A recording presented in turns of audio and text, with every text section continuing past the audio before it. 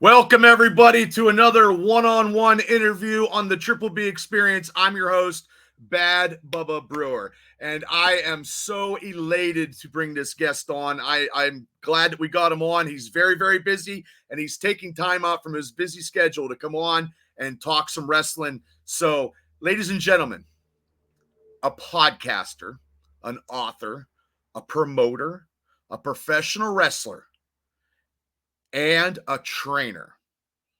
I want to welcome to the Triple B Experience audience, Lightning Mike Quackenbush. Mike, how you doing? How are you, Bubba? It's good to see you. You good too. I'm doing well. How are you doing? I'm doing just fine. When do you think is the last time we saw each other face to face? Oh, I'm going to say when you were the APWF internet champion. Wow. Yeah, which a lot of people don't know that. And that's why I try to be a historian since I brought it back. And people did not know that when I did say that about the APWF, that you actually was a champion in the company in its early days. Absolutely. Had a couple of matches with El Tiburon out there, with Matt Vandal. Yeah, there's a ladder match in which I don't mind telling you, I got gnarled up something fierce, I think, in an effort to win that championship. So, yeah, I was... at least for a little while anyway, part of the APWF team. Yes, and we appreciated that. And I think it was the first ladder match ever in the company's history, I believe. Wow. And I think I have it. I do have it. I think I have a whole lot of old stuff, and I got to get it out there and, to show the masses what was transpiring in that old Club Extreme building, which had a nice little feel to it. Remember? It was Absolutely, nice. It did. Yeah, the first seminar I ever taught was in that building. Ever. The first one ever. First one ever. So they asked me, this might have been Chris Lash, if I'm remembering right, had asked me. You're absolutely right, because I took that seminar. Yes, he said, have you ever taught? And I said, no. And he said, well, you can make money doing that. And I was like, is that right? I'm very interested. So, of course, when I was driving out there, this was, I don't know, Greater Altoona, Punxsutawney, Johnstown area, I suppose. The whole drive out, I was just racking my brain, thinking to myself, what would I want to, if I was taking a seminar, what would I want to learn? And then I better turn around and teach that to others, Right. Because I had been to, and this might have been your experience too, a lot of times I'd pay a bunch of money to sit and listen to a guy that I admired or respected. But at the end of it, I felt like, oh, well, all we did was learn how to lock up, or all we did was a bunch of blow-up drills, or all I did was listen to this guy tell old stories I was only half interested in. And I thought, boy, I don't want somebody to leave my first seminar ever feeling that way. I better make sure that I give them the best possible material. And I know that you actually wrote up a pamphlet and gave it to every one of us. Yeah. And I know why you got the Monarchy Lightning, because I know we did some maneuvers back then, and you were very, very fast. But for me being a bigger guy, you taught me some stuff that I actually used in my repertoire in my career. So, and I did not know that was your first. I didn't know that was your first one. That is amazing. That whole journey for me begins with APWF. So that's a weird bit of connectivity. Oh, yeah. So yeah, it's funny how often, even though I think of my time there being very brief, it was really formative to me. It was really impactful. Especially, I think I did a series of 3 matches with Tiburon out there. I think back about that, what that meant in terms of, we were always in the same building. It was the exact same pairing. So how do we make this one feel like the stakes have been raised, so the audience feels like this is the next chapter? It taught me a lot about storytelling, the demands of being in front of the same audience with the same opponent multiple times. It wasn't like we took that on the road. We did it in the exact same building, but each one had to be different. Each one had to feel like it was the next evolution of the story. And I had to learn that skill working for APWF. Well, that building at downtown Indiana, Pennsylvania, that had a lot of historic. I mean, it's still standing to this day. Is It's it actually, really? it's actually a gym and weightlifting place and storage. It's a storage where we had the training seminar, and Right. the other side is a lifting facility. But Mhm. yeah, you and Tiburon and Matt Vandal. I mean, those were the matches that had a different flair in the company's early history, and it was a different style, and your style is very different. It's You're not a brawler, but Mhm. to let me go a little back here. What brought and what made you fall into this love of professional wrestling? Boy, when I first saw some wrestling, and it was in my neighborhood, I'm a kid of the 80s, right? So it's the boom of Hulkamania, that first nationalization era after Vince Jr. buys his father out. And everybody I knew was into it. Everybody was watching it. At school, that's what the kids talked about. Hogan this, Piper that, Jake this, blah, blah, blah. And I didn't get it. One day, a kid in my neighborhood was having one of the pay-per-views on TV, and all the kids knew if you went over to Kyle's house to watch this thing, there was free pizza. You could have free pizza if you went over to Kyle's house. Well, free pizza. Who can say no to that, Bubba? You got to Exactly. go. Yeah. Well, it turns out this would have been WrestleMania 6. And I saw Hogan against the Warrior. And oh my gosh, I don't mind telling you, I know this is not a popular opinion. I hated it. I hated it. I thought this is Wow. so dull. Okay. Why are they into this? And I don't know how well you remember that match. Maybe the first 4 minutes are just like a long test of strength Hmm. where all the guys are doing are just selling. They're not doing anything but selling. And I was watching this and I'm like, is this what everybody's crazy about? This seems dumb. So I left full on pizza, but empty on passion for wrestling. So a little later, right? I don't know how later. One night I was flipping channels. So in my neighborhood, right before TBS would start WCW Saturday night, there was a rerun of Knight Rider and a rerun of the A Team. And then after the A Team, you knew wrestling was coming on. So I was getting ready to shut the TV off or whatever.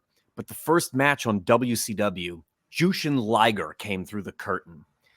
And Jushin Liger's got this crazy red mask with wild horns. He's wearing a silver cape.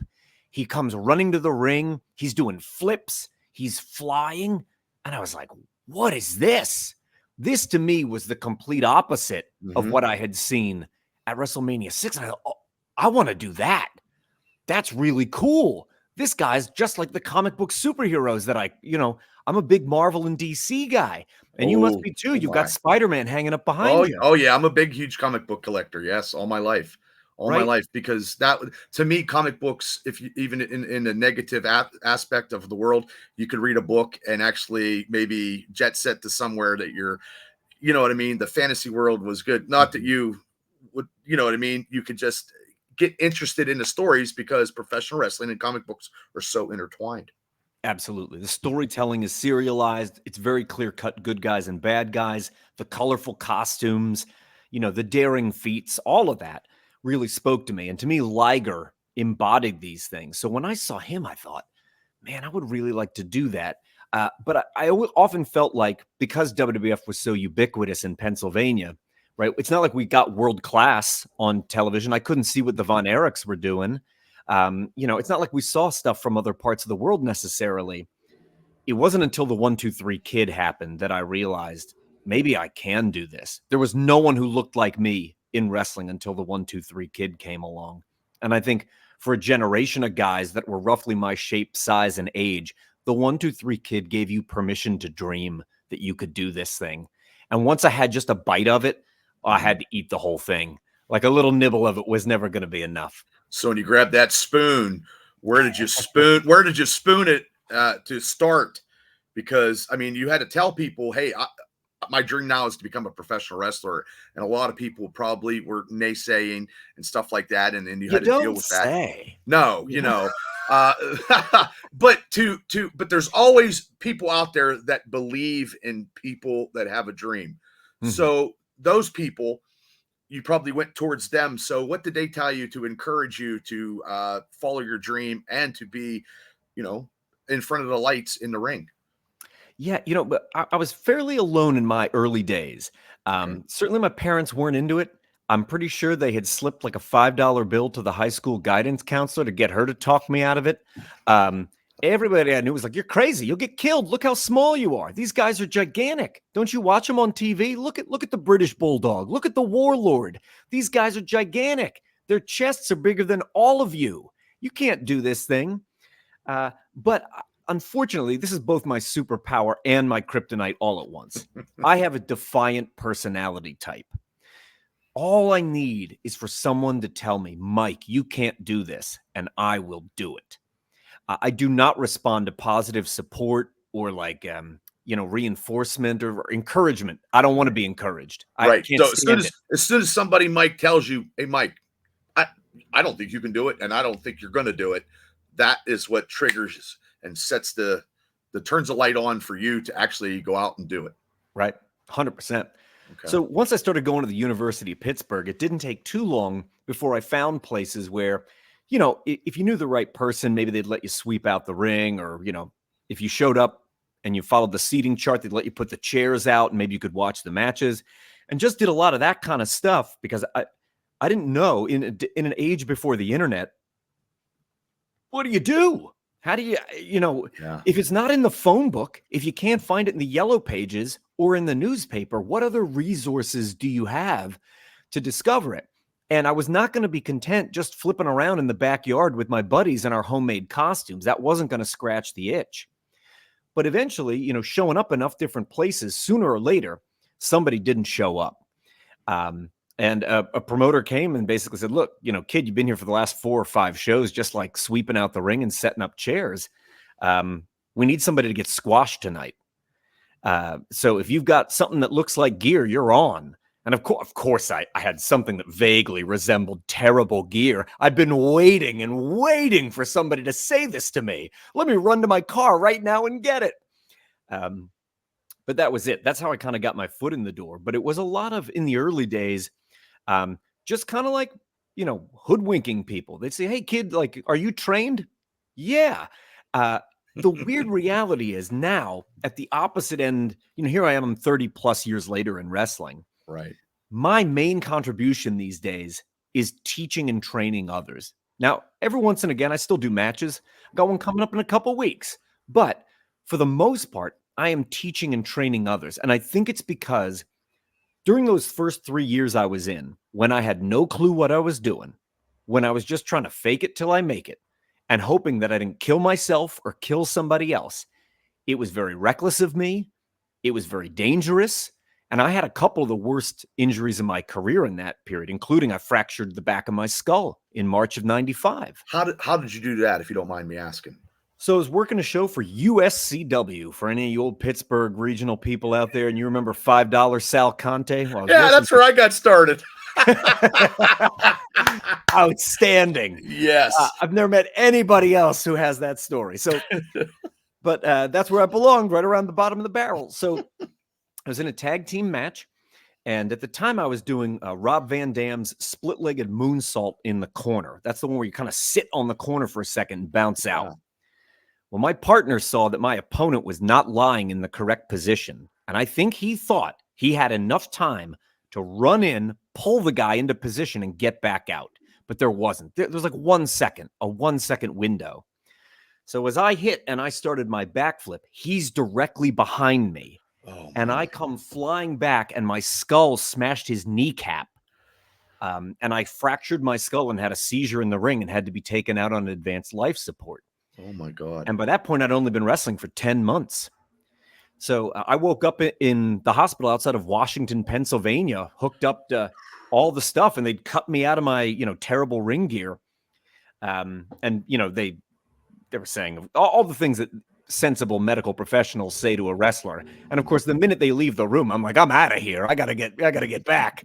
Right. What happened? Were we counted out? Oh no, I gotta get back.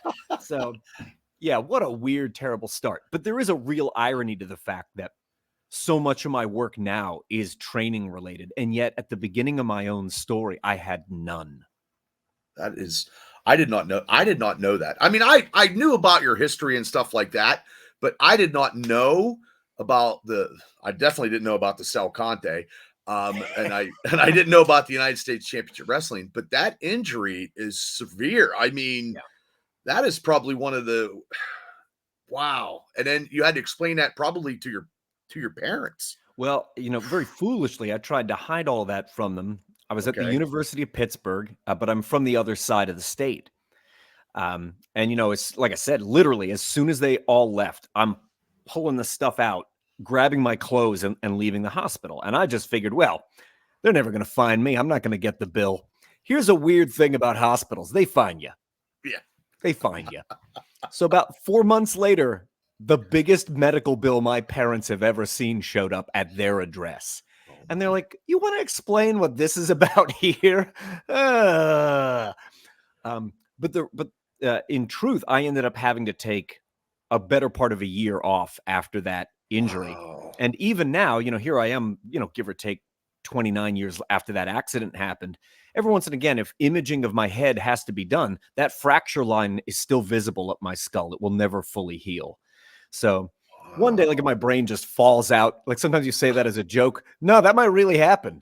So I did not know that. I did not know that. So that story that you just told me, you probably implement that into a training, telling a little story while you're doing moves or having stuff, because that is, knowledgeable. So it doesn't happen.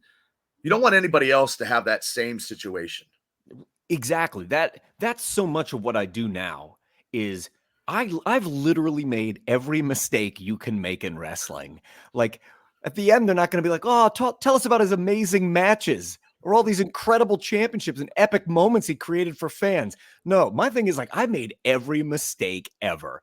But if I can prevent you from having to go through some of the awful stuff I did as a result of my hubris and my arrogance and my youthful naivete, I am delighted to try and help you. Please learn from my mistakes. So before that, like, you actually had a stuff with you're probably doing booking and promoting before you're training like you're doing now, and you had a big part of to me, the company that you had a part of that you were doing that was very, very vital to a lot of fans, to a lot of wrestlers. And it was a different, inventive kind of way. And then I loved how you incorporated the superheroes, the masks, wrestlers, and Chikara. I mean, I hats off to you. I mean, that is that's the top. You know what I mean? In my opinion, I'm a bigger guy, so me being a bigger guy, I would like to see the fancy maneuvers that you guys would do because I could never do them. So, how did you get into there and do what you did to help out a lot of guys that are still actually working and then stuff like that? Yeah, my experience there with APWF gave me a taste for training other people. I really enjoyed that experience. I enjoyed putting the work in, and then seeing the end result that people felt I learned something or I'm improved as a result of this. So when my longtime traveling mate, Reckless Youth, a very influential independent wrestler on the East Coast scene for many years, when he gets released from his developmental deal with the WWF, he comes back to the independents and he's like, I want to do something of our own. He's like, I don't want to go back to work for one of the big corporations. I think that process of being there, I think it chewed him up a little bit and left him feeling very bitter. And instead, we decided to make something that was all our own. And so we launched a school together, the Wrestle Factory. And out of that, our graduates would perform at Chikara. But very shortly after we started, Tom's wife, who was a fitness instructor, I think she did Pilates or whatever was in vogue in that exact moment in the early 00s, it seemed like her career was going to explode. And I think he left basically to manage her as her career was taking off. And I really do think he was never the same after the WWF developmental deal. It really he was robbed him of his so, passion. I mean, all those magazines, all the dirt magazines and stuff. I mean, he was always mentioned and stuff, and I've seen him on shows. And at that time, he was the heartthrob of independence. Right. Yeah. He was the flavor of the month guy for like 3 years in a row. Yeah. And then he just disappeared. Like, Right. That year and a half he spent with the WWF, my personal belief is it ruined his career. It was the worst move he could have made. And that's got to be shocking, I think, to people who maybe are only very familiar with the corporate level of wrestling. You know, to many of them, it's like, well, if I'm not doing WWE, AEW, or New Japan, you know, what am I doing? And I, you know, my experience is almost to the exact contrary of that. Other than, you know, there's a period of time where I'm doing coaching and consulting for WWE. I did a lot of work for them between like 2016 and 2019. But that was all behind the scenes stuff. That was not, I was never hired as an in-ring talent, and I never will be. The entire body of my career is outside of that system, and it's probably for the best. There are people better designed to thrive on the independent circuit who, inside a rigid structure like the big corporations impose on you, no. As I mentioned, I have a defiant personality. You tell me what the rules are and what I'm allowed to do, I am the worst guy. Do not put me on TV. I'm going to go right out there, take the microphone, and say all the things you said I can't say. Now, let me ask you a question. Do you think the indies back then, maybe when we were doing it, what's the difference to the indies now, in your opinion? I think it's massive. I think the changeover is massive.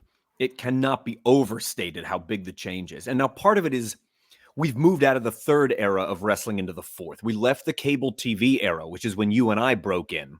And now we're in the social media era. We have been for like about the last 11 to 12 years. It's as different as the territory era was to our era. And before that, the carnival era, how different that was from the territory era. So it's radically different. Everything about it has changed. And part of it is just the changing of like tenets of kayfabe. The tenets of kayfabe are just so different. The things that I came up valuing and respecting and being taught this is how a wrestler behaves are more and more irrelevant and obsolete with every passing minute. And it is morphing into its next phase. I think when we get to the end of this era, whenever the social media era ends and the next, whatever the next one is, and each one's been shorter, right? As we go through time, each one's getting shorter and shorter.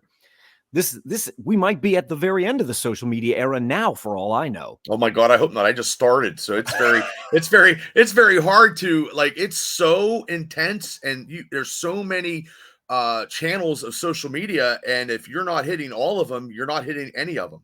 And it's very hard. And if back in the day, could you imagine if we had this stuff back in the day, where we'd be at? No, absolutely not. The people that we came up with who taught us how things were done, impossible. Social media just, I can't even say it with a straight face. Thinking back to some of the behaviors and other things that we witnessed breaking in the era of social media, absolutely not. Right. No way. Yeah. And it's just like, because you're now you're feuding with somebody, and you're supposed to feud, and then you're out having pancakes with them. You know what I mean? And you can't everybody, the fans now are so engorging themselves on everything wrestling related, and they want to have that close proximity, even with the independent stuff. And I think it's a good thing. It could be a good thing and bad thing. Sure, there's pros and cons. Yeah, to be sure. But I mean, just to have that teaching them how to do social media the right way to promote themselves is the key, I think. And I think some don't use it the way they should to get their names out there. So I just don't know what to tell people. What do you tell them? Right. This is a question I get asked about a lot. It's certainly something like I cover on my YouTube channel, Till We Make It, which is all wrestling tutorials, because it's a massive part of the current landscape and not something you and I came up with. It completely replaces, this is going to sound so quaint to your listeners, but the practice I used to go through once a year was I would type up my wrestling resume, like on a word processor. I would make cover letters for each of the companies, and I'd figure out who was in charge so I could type their name. And then I'd make them a VHS copy of my demo tape. Did you put reel. 1 or 3 matches on? I'd put one match, a little music video that someone had made for me to Danger Zone by Kenny Loggins. And one promo of mine, the whole thing about 20 minutes long, and I'd put it inside a padded envelope, go down to the post office once a year, and I'd send out 20 demos. Yep, I right? did the same thing. All that work can be done in 5 minutes online now. Probably every year. I remember one year when my bill for the postage was over $100, and I was like, I hope I get at least 2 bookings out of this to try and make the money back. All of that's just eradicated. It's completely irrelevant. And it is tough. It's tough to know where the boundaries are, because in the era of social media, fans expect a level of access that they are not entitled to. And yet, all it takes is for one celebrity, one influencer, one out there to be giving fans maybe more access, and wrestlers feel like, well, I need to do that. I'm not as big as she is. I'm not as big as he is, but maybe if I give them even more access, maybe Right. maybe if I'm giving even more of my personal life away or whatever, I too can achieve that level of fame. Because there still is no guidebook for it. There's still no guidebook for how do you win on social media. There's people who have theories, right? There's people who can give you some guidelines and some tips and tricks, but no one's written the definitive book. So everyone's just, kind of making it up as they go. And sometimes that works out, but more times than not, it fails. Now, is that what you tell them when you have your seminars and you're training people? You give it to them real. Now, have you had somebody come up to you and is like, Mike, I'm going to do it this way because I think, I think that, you might be out of touch with the social media because of your age. Because I'm sure I get that, you know what I mean? And 100%. And we're going to do it this way. And then I'm going to show you. And then they come back a couple weeks later and like, well, I think I probably should listen to you, Mike. It didn't work out the way it did. Sure. Especially, here we are, we're going into another very tense election cycle here in the United States. Yeah. I tell people, look, your character should not have a political opinion on social media. If your character does, especially right now with things being very polarized in our country, you are eliminating half your potential customers. So I don't care which candidate you like, but if you're coming out really hard, all of a sudden, half your fan base is probably not going to be so eager to buy your merch. And how many promoters and bookers out there who are a supporter of the opposite political party are going to look at you now and be like, well, this guy's not on my team, or this guy, whatever. Right. And for what? Like, how many people are desperately tuning into an independent pro wrestler's social media to find out who they're voting for? No one is. And really, the only person that I can think of who actually used it to the benefit back in the day was Sammy Adonis when he was down in Mexico, and he did all that, and it just exploded. And Sammy's a great guy. I love him dearly. And it exploded. And now he went from that to now he's a face, and he did the whole circle, but other than that, it wasn't who he was. He did it because he was in Mexico and it worked out for him at that time. And that was a gimmick like, Slaughter did when he was, in the 90s, stuff like that made him money. And I understand that wholeheartedly. And you don't get like, I don't do these podcasts, never, ever, boom, nobody should know who you're voting for, because if they know who you are, they already know anyway. You don't have to tell people, probably. So that's how I go about it. So, right, exactly. And it just, like you said at the very beginning of this, part of the appeal of wrestling, the appeal of comic books, the appeal of paying to buy a ticket and sit in a movie theater is to enjoy the escapism of it. Mm-hmm. And, I for one, would love if I didn't have to hear anything more about this election until it was just over. Like, just come tell me what the end result is. Like, I'm sick of it already. I'm so sick of it. Right. I would like to escape from that. And I'm sure I'm not the only one that feels that way. So the last thing I want is for our customers, to take the time away from their families. Maybe they got to arrange to have a babysitter and they buy a ticket and they're going out to see a show. And then you got to listen to what? I'm going to name drop politics in my promo, or I'm going to somehow introduce that into part of my character. Like, good grief, know what your lane is and stay in it. I often feel that way. It's just a bit of my personal opinion, like at awards shows, right? Like at the Grammys or the Emmys, when people have to come up with their political opinion, like, shut up, take your award and sit back down. Thank you guys very much. God bless. Take care. Boom. That's it. Yeah. So let me ask you, because I have a lot of stuff, because you're very, you know, a lot of stuff. And do you have, when you do train, since I Mhm. remember that pamphlet that you made for us such a long time ago, That which was probably, delights me in ways you do not even know. That a pamphlet from 26 and a half years ago made an I impression on probably you. still have it in one of my totes for real, because honestly, that show that was more beneficial for me in training, and that was my first training seminar ever, and we all did it, we all took it because Lash wanted the product better, and it Mhm. was going to get better due to the fact that you came in and did that. But you had different wrestling styles, you had Mexican, Japanese, you had everything on that. Do you still have that kind of formula? And it's probably a lot thicker pamphlet now than what you gave us that time. So is that what you do when you start a class, and do you give them stuff to study and learn? Well, I suppose the short answer is, do I still have a version of that? No, I don't. It's probably evolved into, at this point, I've written 10 books about professional wrestling. I'm Mm-hmm. working on my 11th one this year. Oh, Um, nice. so a lot of that information is there. A lot of it is on my YouTube project, Till We Make It, especially when it comes to understanding international wrestling. To me, one of the great joys of my career has been getting to see other parts of the world that I would have never visited on my own through wrestling. I feel like not only was I always intrigued by, I wanted to better understand Mexican lucha libre. I wanted to better understand Japanese pro res, but discovering things like, there was a style going on in Great Britain in the 1970s that didn't happen anywhere else. There was something happening in Argentina as far back as the 60s, and that wasn't happening anywhere else. That excites my imagination and curiosity. I'm like, well, I want to know what that is. What's that? Who is there? Who can I find that knows something about that? Who can I hunt down so that I can bring that back, share it, whether it's with my audience on YouTube or the people that take my seminars, the people that still come to train with me at the Wrestle Factory, or when I do put on the magic jammies and still go out and flip around the ring. Magic. Right? When people say to me that, they're like, we want to make a Mike Quackenbush match, or sometimes, the way they say that is, we want to make a Chikara match. Bring a little bit of that style, bring a little bit of that aesthetic. How does it work?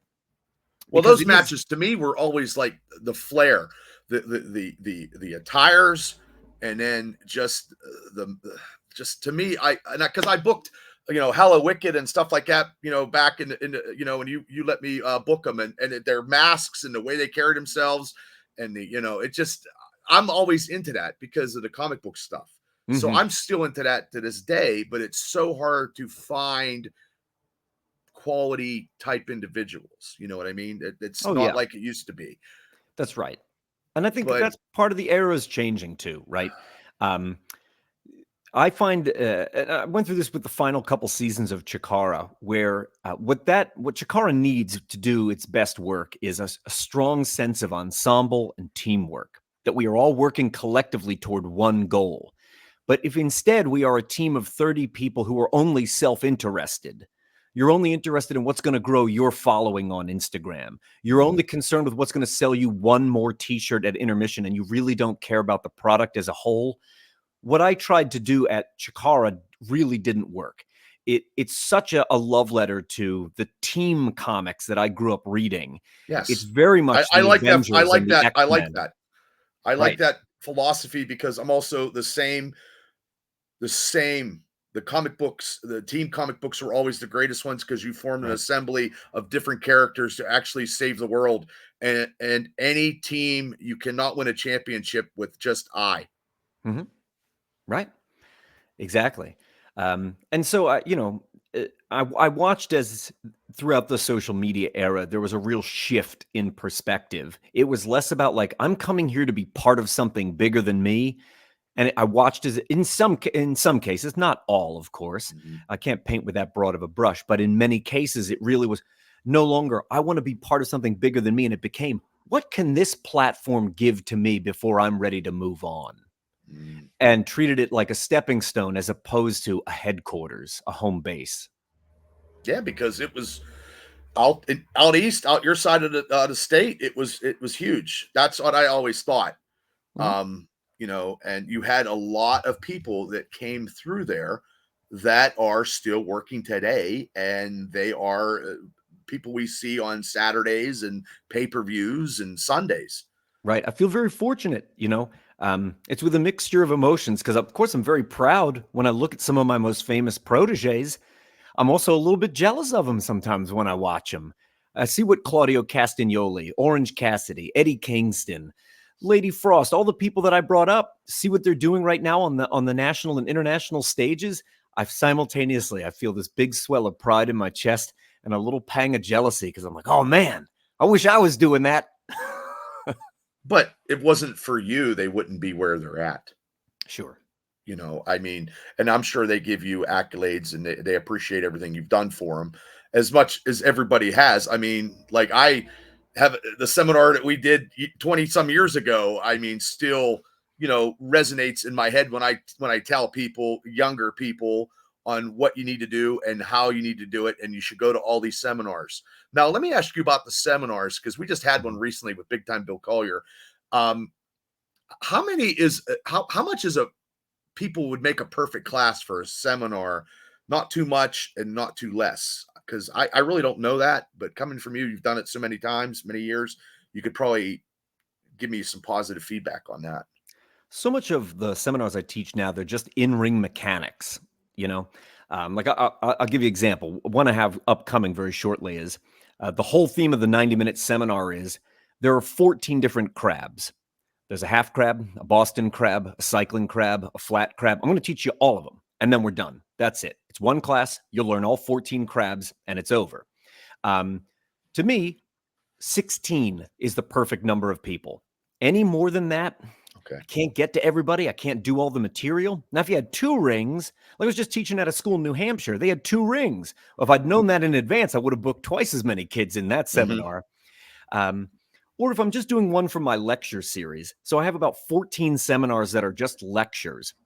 Build bold characters. It's only a lecture. Match structure and wrestling psychology. It's completely a lecture. When I do my lecture series, I'll do as many chairs as there are in the building. I'll fill them all up. But a lot of those now, we learned this during the pandemic. I just do them all as webinars. I don't need to come to your school to talk to you for 90 minutes about how to cut a better promo or be more articulate when you speak to the audience. Let's just do it over Zoom. I'll sit at home, make a cup of coffee, and let's do it like that. And as I say to these promoters now, whether I'm doing stuff domestically or internationally, they're often like, yeah, we would love for you to do some character-based stuff. Yeah, let's do that over Zoom. But if I'm flying halfway around the world and there's a ring there, how about we do 90 minutes of backbreakers? How about we do 90 minutes of chain wrestling? Let me show you 90 minutes of hurricane ranas and prawn holds, because the rest of it, let's just do it when I'm at home in my underwear drinking coffee on Zoom. I don't blame you one bit, because maybe, even though the Zoom and the COVID time actually has entailed us to do more, because you can train stuff and you can use the Zoom and the StreamYards to your benefit to actually get more in, which would be like a college thesis of professional wrestling that you're doing, that you've been doing. Yeah, exactly. And it really has, even before the pandemic, it was becoming the major feature of my career. And, I often think about this when I'm talking to maybe someone who's frustrated by their training. They've been going at it and they're like, I'm just not improving. Or, I've been training as a wrestler for a couple of years, but my coaches keep telling me I should be a manager or I should be a referee. You will find there is something for you to contribute in the world of wrestling. It just may not be the thing that you wanted it to be. How do you get your point across to tell them? Because there's some people that could be better, make money as a referee and add to the wrestling, but they just don't get it and they want to wrestle, but they're better referees. Sure. And the way I often explain it to people is there is something that you can contribute and do it at a high level. And that's where you're going to find the most success. So if you're looking for work, you want to get paying gigs, you want to be able to get out and enjoy everything that wrestling has to offer by traveling the circuit, first in your home region, then maybe the whole country, and then the whole world, You're going to have to lean into that thing, even if it isn't the thing your heart desires, because you might want to be a wrestler. You might have grown up daydreaming about what it's going to be like to walk down the rampway on Monday Night Raw, or what it would be like on January 4th to walk out in front of a sold-out Tokyo Dome for Wrestle Kingdom. You might have dreamt about all of that, but the area in which you will actually find success is talking for others as a ringside manager and being a mouthpiece. Mm-hmm. But if you're willing to place that potential success aside, go ahead and chase this other thing, right? I'll help you. I'll try to point you the best direction, but I want you to know I don't think that's where the most success is waiting for you. And more times than not, I want you to know they just ignore me. They reject what I have to say. And that's all right. Great. I know, but that's just, it doesn't, sometimes up here, you know, they're missing, they're looking at the trees past the forest kind of thing, with the analogy that they're just not like I was thinking, like when you said traveling all over the place, like look at Bryce, like he went from independence and he went down with you a little bit, and now he's traveling all over the world. He's on pay-per-views, doing a great, I mean, he probably one of the best referees out there, doing great stuff. And he probably, maybe one time he wanted to walk down the aisle. I don't know. He is fully trained as a wrestler. He graduated my program fully trained as a wrestler. There you go. But that is not where he found success. Okay, so that is a proven thing, because he's like one of the best around.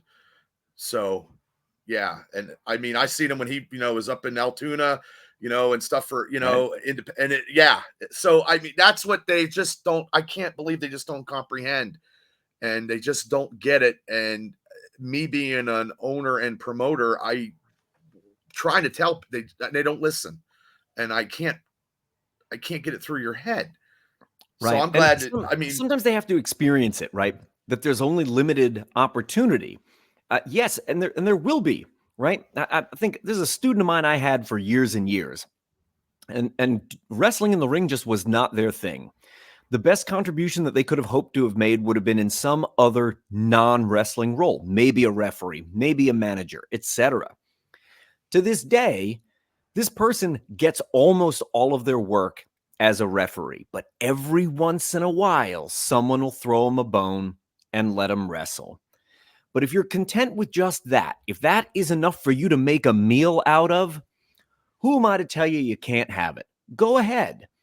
But, I am an ideal example of that. If I, right here to just to the side of where we are recording right now, I have a complete list of my calendar. There's no way for me to lift it up and show it to you. 90% of the paying work I have this calendar year is as a coach, a trainer, or a public speaker who comes in and gives an oration about wrestling. And the rest of it is as a wrestler. And I love wrestling. I'm delighted anytime somebody decides to have me, but that's not where most of my success is found. And yeah, I know that can be a bitter pill to swallow sometimes, especially if you've been fixated on one goal for months or years or a lifetime. But sometimes you do need that reality check. And I can't tell you how many of my kids, right? I kind of call all my trainees and proteges my kids. That's what I mean by that. A lot of them are very quick then to cast me as the villain of their story because I told them something they didn't want to hear, or sometimes I said it in a way they didn't want to hear it, or whatever the case might be. But it comes from that place that every once again, we need that reality check. And I know we live in a very sensitive time where people expect everything to kind of be sandwiched in this like affirming, supportive, and loving sandwich. If in the middle there's even a kernel of constructive criticism or something that faintly smells like a reality check. But unfortunately, I came up in a very different era of wrestling where reality would slap you in the face every time I would come back through the curtain on a show with a bunch of grizzled veterans who would spend the next 10 minutes ripping me to shreds over everything I did wrong. Mm-hmm. A lot of times they'd be picking up my bag and throwing it out into the parking lot saying, "Get out. You're an embarrassment to wrestling. Eat a sandwich, kid. Get a tan." I'll just tell you very frankly how many people told me, get on the gas, get in the gym, get a tan, get real gear, and come back in 2 years because kids like you are killing the business. if someone said that to an aspiring wrestler today in 2024, the sirens would be going off all the way to the highest heaven.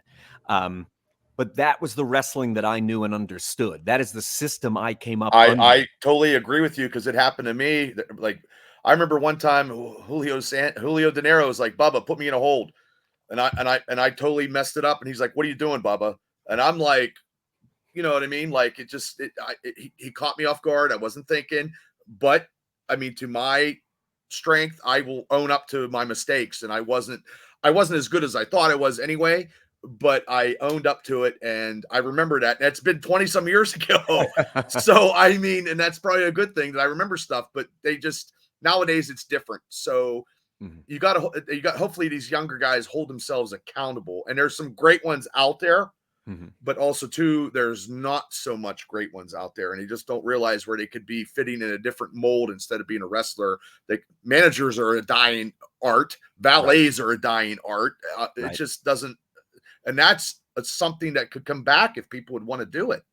Sure. This is just my opinion, but I believe that this is symptomatic of the social media era where everyone imagines they are the main character. Gotcha. You are not always the main character. Sometimes you're a side character.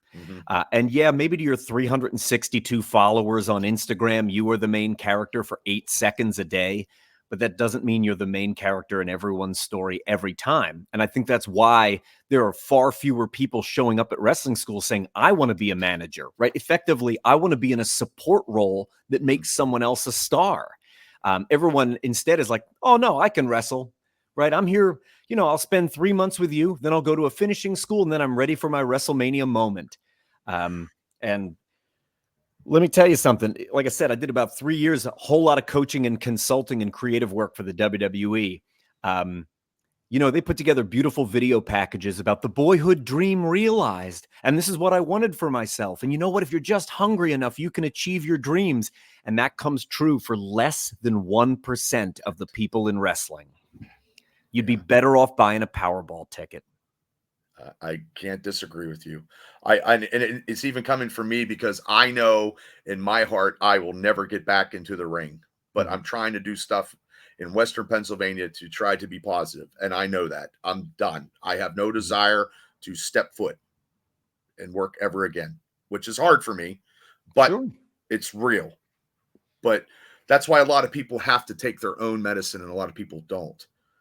So, okay. So I'm going to ask you some notable opponents in your career and a couple of the matches that you put on and put on your, I don't know, your mantle of success in your career as a wrestler now. I dislike most of my own matches. I have a list. I've never counted it, but I have somewhere between 2,500 and 3,000 matches from the last 30 years, Most of them I do not like. There's a match that I did. It's the only singles match I ever did against Eddie Kingston. It was on the very first Chikara pay-per-view event called High Noon. I am still proud of that match. And I think the entire thing is up on YouTube. In fact, I'm confident that it is. There's a match I had in 2006 when I personally was reaching my athletic peak as a wrestler against Claudio Castagnoli. This is years before the WWE turns him into Cesaro. It is athletically the best match I ever wrestled. Is it in terms of its storytelling or its character work the best match? No, it is not. But athletically, it is. And I'm reminded of it because the ending to that match kind of goes viral again every year and ends up back in my social media feed. On YouTube, I believe it's called Best Match Finish Ever. It's been watched over 1 million times. When I watched that back, I think, man, we were playing some nice jazz. We were really in the pocket when we were doing that one. I take a lot of pride in later on. So for a while I was out of the ring. I had shattered my leg in a tag match in Secaucus, New Jersey. And because I did not seek medical treatment because I'm stubborn and defiant, it took me years to recover from this. And I had a weird instability that came up through my leg, through my butt, into my lower back. And I walked with a cane for about 3 years. to Oh, correct wow. for this instability.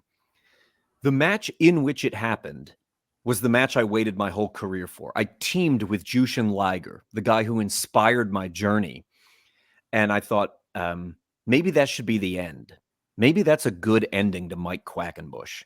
Mhm. Is I got that match. It's not going to get any better than that for me. Maybe this is a good time to walk away. But then a friend of mine, a British wrestler from a previous generation named Johnny Kidd, had baited me out of retirement. This is 2016. He said, I think I'm going to retire from doing singles matches, maybe just tags or a referee gig here and there. Would you do my last singles match with me? And I was very flattered to be asked. Mhm. I felt like I couldn't say no. Right. From that point on, and I've wrestled sporadically since then, maybe I'll do a dozen matches a year, something like that. I thought, what I really want to convey to the audience is how much fun I'm having when I wrestle. Wrestling, when you're in like a rivalry, right? You have a heated rivalry. Two guys are feuding. It's a face and a heel. It's often characterized by like anger and rage and all these kinds of things. And I had plenty of matches like that, right? You put me against a heel. The heel's nasty to me. I want to get revenge. Mhm. We see these stories all the time in wrestling. And I thought, I really just want the audience to see how much fun I'm having. This is such a privilege. It is such a delight to be in the ring entertaining people again. That I had a couple matches with John, with Zack Sabre Jr., with a handful of my trainees, where I just have a smile painted across my face because I want You the enjoyed it. audience. You enjoyed it. Absolutely, I did. And nowadays, when the occasion is appropriate for that, it isn't always, depending on the story that's being told. I really want the audience to share in that joy with me because wrestling's given a lot to me. You got to put it all on the scales. And when my 30th Wrestleversary just went by, I did a lot of that. Am I in the positive or the negative because of wrestling? Like wrestling's taken a lot away from me too. There's no Mhm. two ways about it. You know that. You do I this do. for any length of time. There are things it steals from you. It robs you blind. You sacrifice, right? It is a jealous lover and it is very fickle. And wrestling doesn't miss you when you're gone. Nope. And I had to weigh all that. I had a couple bookings and I thought, here I am, so many injuries deep. I feel more fragile than I've ever felt. I'm 48 years old now. I've taken a lot of bumps. I've gone to the hospital more times than I care to admit. Has wrestling given me more or taken more away? And in the final analysis for me, wrestling has given me a lot more than it's taken away. And I Yeah. feel like I'm in a place now where I really cherish it, where even just a few years ago, I don't know that I could have. Well, I mean, for me, I agree with you on that because doing these podcasts and actually getting to talk to people like you and other people in the wrestling business is actually, this is one of my positive things to actually try to put it out there. So the podcasting world is something I've been doing for a while. It's something I love to do, and I know my role and where I'm at on the pecking order.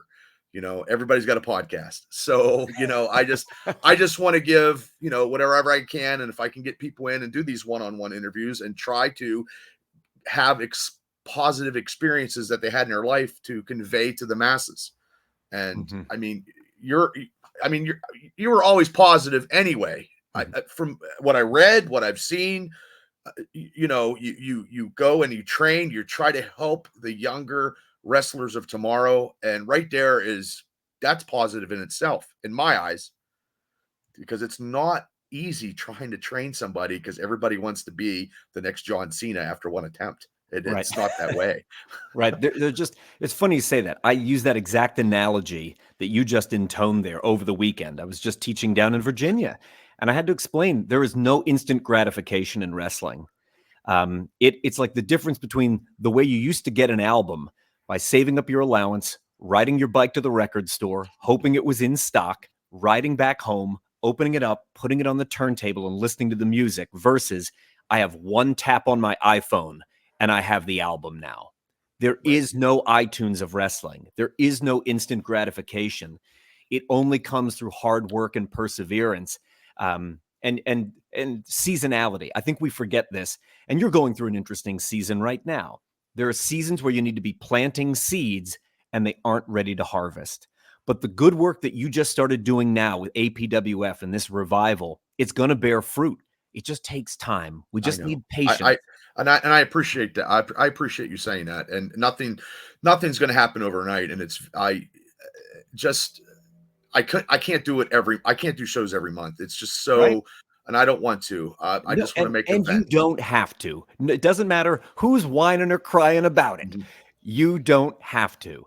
Well, I appreciate It that. can be I really on do. your terms, and it has to be, or it becomes unhealthy. I've gone through seasons where wrestling had an unhealthy impact on my life and my relationships, and we've both done too many rounds on the merry-go-round to fall Yeah. back into that old trap.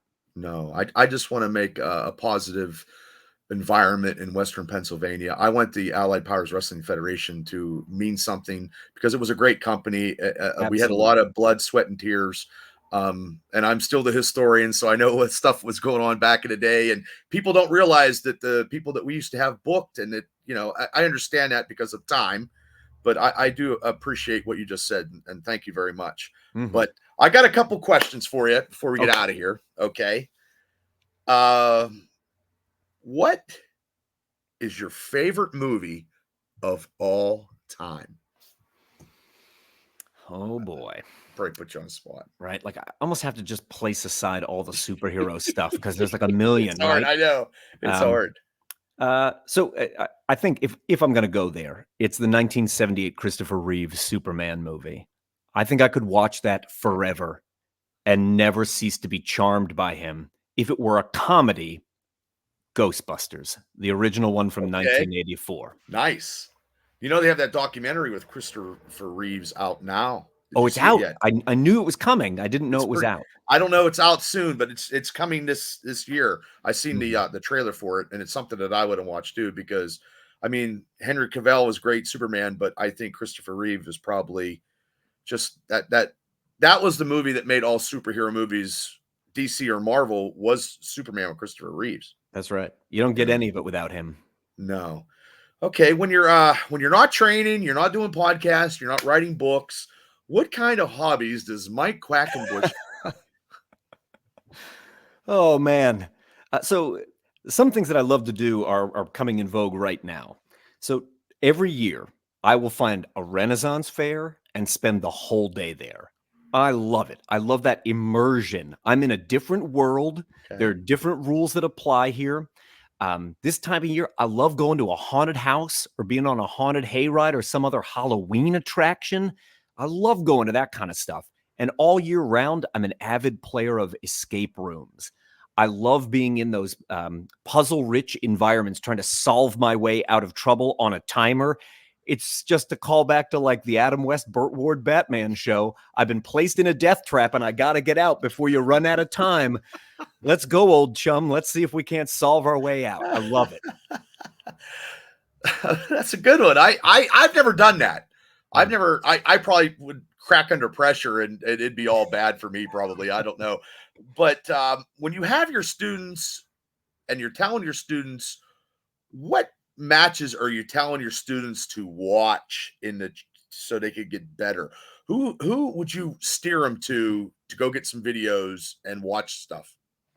Well, of course, I can be very specific based on their needs. You know, if they're like, "Look, I'm trying to be a baby face and I need to sell for more sympathy," well, I could give you a very specific directive there. But my general guideline for people is this: number one, you need to watch as much wrestling as you do. So if you're training 4 hours a week, I need you to watch 4 hours of wrestling a week. But that doesn't mean backstage skits, botchamania videos, music compilations, actual in-ring matches.